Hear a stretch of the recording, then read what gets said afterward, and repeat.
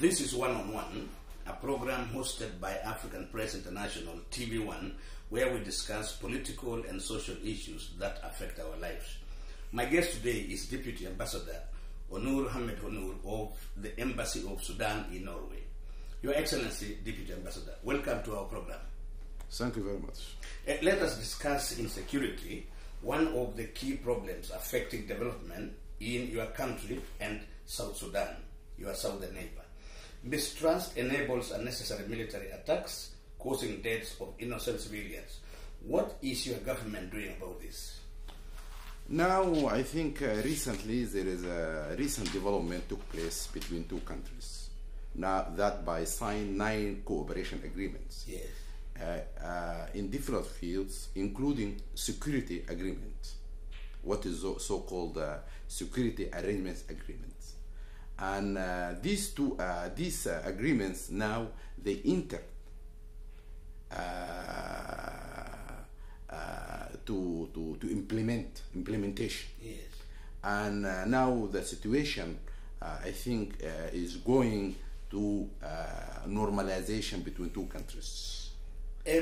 Oil exports from South Sudan stopped for some time because of insecurity caused by between the conflict between your two countries, as has been reported by military attacks ordered by your president, as reported in the media. Is it that your government has not fully accepted the independence of South Sudan as a sovereign nation? Yes, the oil bombing after these agreements signed and will be implemented. Now the oil bombing will resume in a couple of days, and there is a lot of arrangements took place between two countries, and the oil bombing will be resumed in a couple of days. Therefore, from this point, a lot of people of two countries, they are optimistic about the situation. Your government agreed to the independence of South Sudan in 2011 after the referendum. Why is there no final solution to the problems between your government and South Sudan government as concerns atrocities still taking place in Blue Nile, South Kordofan and Abyei regions? I think this issue, due to the the Nifasha agreement which took place in Kenya and hosted by Kenya.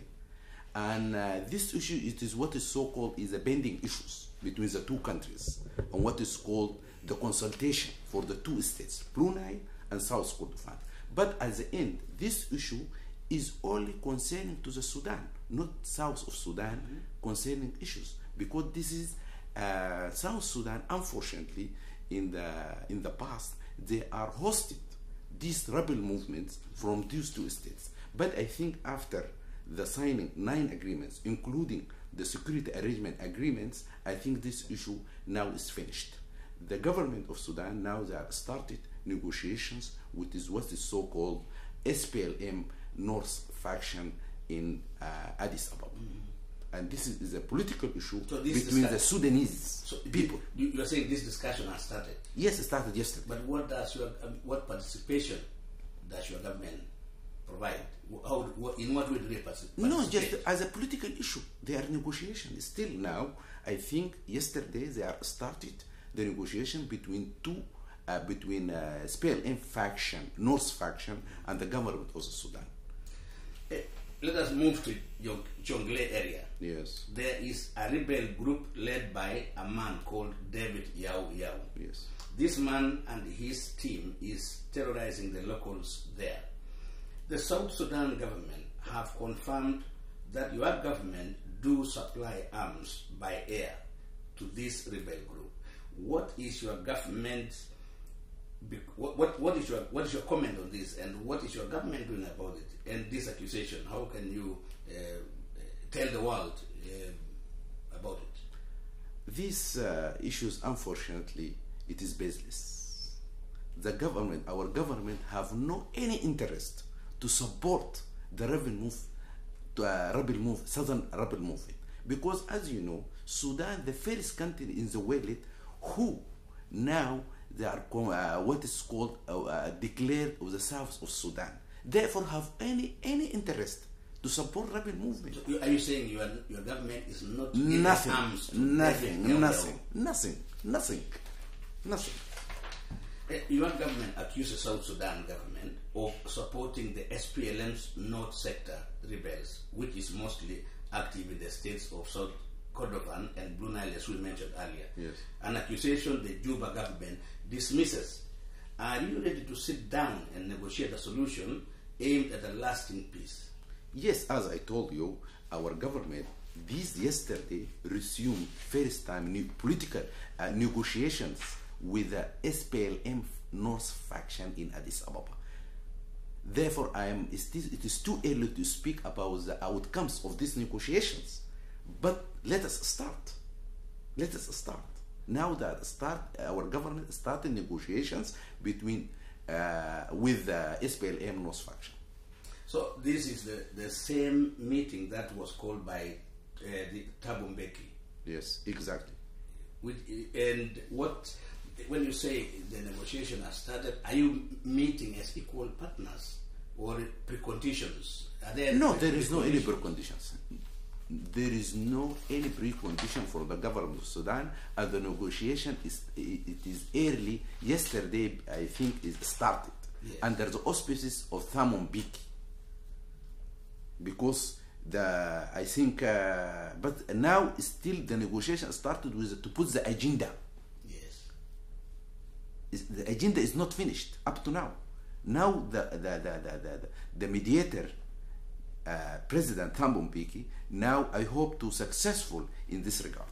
But now let us go back when we talked about this Yao, where the South Sudan say that your government is supporting you. You dismiss it. You say that is baseless. Yes. Now, what do you say about you are saying SPLM North is supported by South Sudan government, and they also say it's baseless. No. I think this is issue. I think even the government of South Sudan cannot say baseless.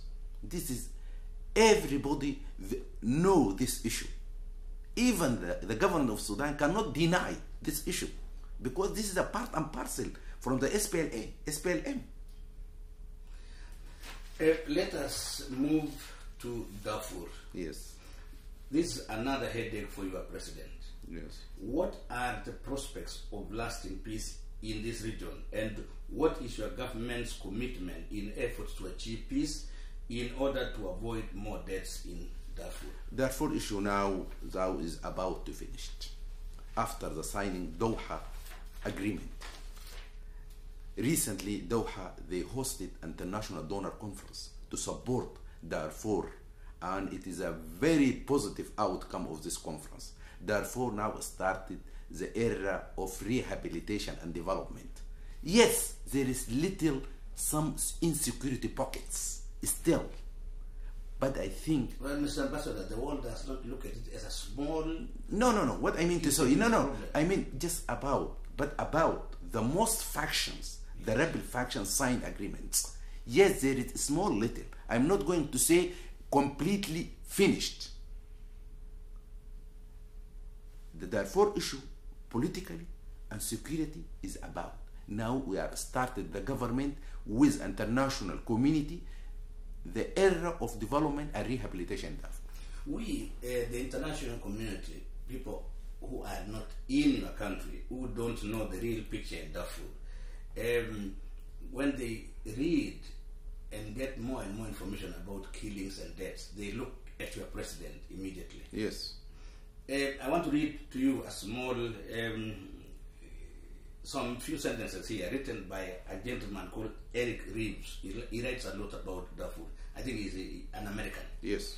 And I would like to hear your comment to that in short. Yes. He writes, just the other day, there is in Darfur no end in sight for conflict, murder, rape, assaults on displaced persons camp. Agricultural and village destruction continues, brutal extortion schemes, and continued violence against human beings. Now, according to him, he says, it is the cruelest of counterinsurgency strategies since the military opponents of the regime are rebel groups that refuse to accept a peace agreement from Doha, the one you just mentioned. Yes. Now, finally, he ends by saying, Khartoum seeks to subdue Darfur by means of war of attrition in which impunity, chaos, and inter-ethnic violence serve the regime's ultimate military and political purpose. What do you tell this gentleman who believes this way? And of course he writes and the whole world is reading. Yes, I know. I think it is exaggeration and to enlargement to the issue of Darfur. Because they are very strong words. No. I think it is exaggeration for this. Yes, there is some insecurities, as I told you, not complete peace. But the situation now, the picture completely different. So you are saying, from the security point of view. Mr. Ambassador, so you are saying what he is saying is alarming the world. It's not true. Yes. No, not alarming the world. But I think as if you are follow up the outcome of the Doha International Conference, there are a lot of participation from the international community, not from the Africa, not only from the Arab world, even from the USA. We receive pledges, and we can look at from the political dimension, not only from the economical dimension. From the political dimension, I think it is good step, and this is a signal, as a gesture, political, international community. Now they are going. Now they are convinced about this issue, politically, security, and the government that reflect the willingness of the government to solve finally the problem of Darfur. Let us leave Darfur and go to the ICC, International Criminal Court. The International Criminal Court in The Hague has indicted your President Al Bashir. He defied the orders to appear, and with arrest warrant hanging over his head, your country has been widely isolated. Yes. Do you think it was a wise move by your president to defy orders to appear, throwing the country into disarray and international boycott and isolation? No, I think that the issue now has been, as you know, Sudan and a lot of African countries were not member for this court. Therefore, hasn't any jurisdiction to the Sudan. From this point, we are not dealing with this court completely. We are not anything. They are not government. You know the issue of the court. This is something completely political issue. Political issue. But don't you think then, I get your point, but don't you think it is damaging the country? Because even the president cannot travel to Europe or America or the West. He cannot travel to the West. No, I think this is not due to the court. But I think our diplomacy and our Sudan can continue with all the countries. We have emphasis, we have diplomatic relations with all the countries, even in the Europe, in the Norway, in the USA, we have. But this is, I think, as I told, the issue of ICC. Now you are follow up recently. Even this is only court for the African leaders.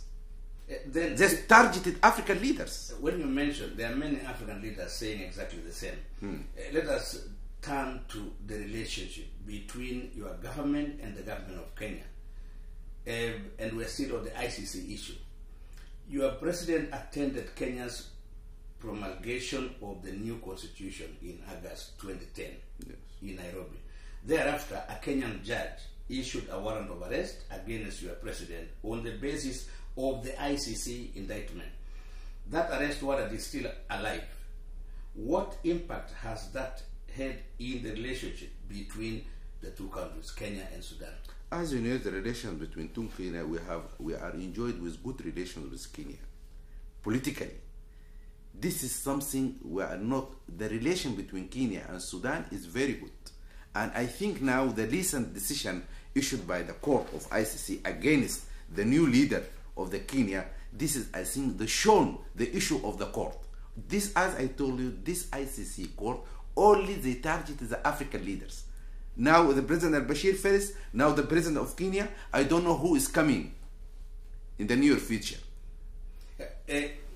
But good. President Al Bashir was invited to President Kenyatta's and Deputy President William Ruto's inauguration on the 9th of April. Yes. He chose not to attend.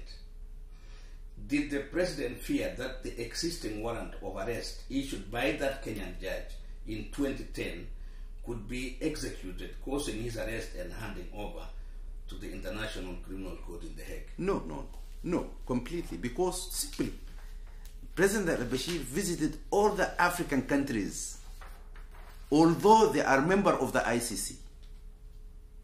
Visit Djibouti, for example. Yes. Visit even the Arab country like Jordan.